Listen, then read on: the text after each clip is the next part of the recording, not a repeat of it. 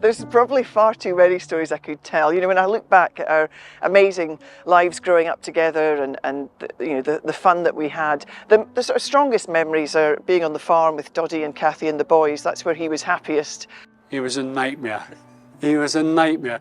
So people look at Doddie and you see the finished article on 3 o'clock on a Saturday afternoon.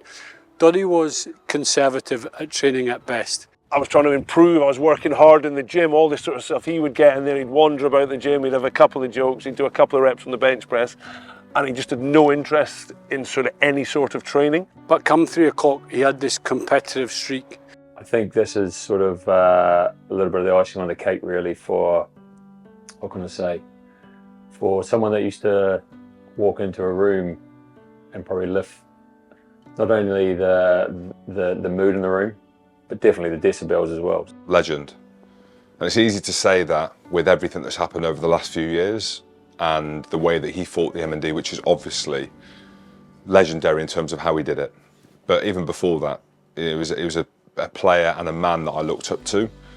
I remember being 10th of January in my office about 8 o'clock at night on a Tuesday, and the phone went, and typical Doddie, I saw you got spanking at the weekend, 50 points, imagine go back to Kingsholm and getting 50 points.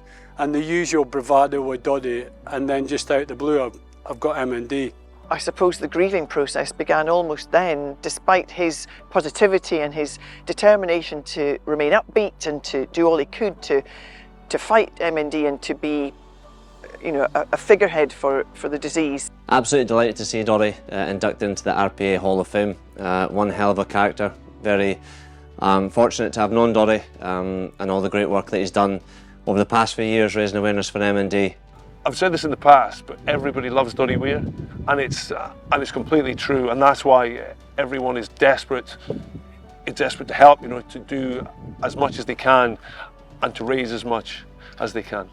He's had a profound effect, I believe, on the way that we view motor neurone disease now. You know, he's, like Rob Burrow, really brought it to the public's attention.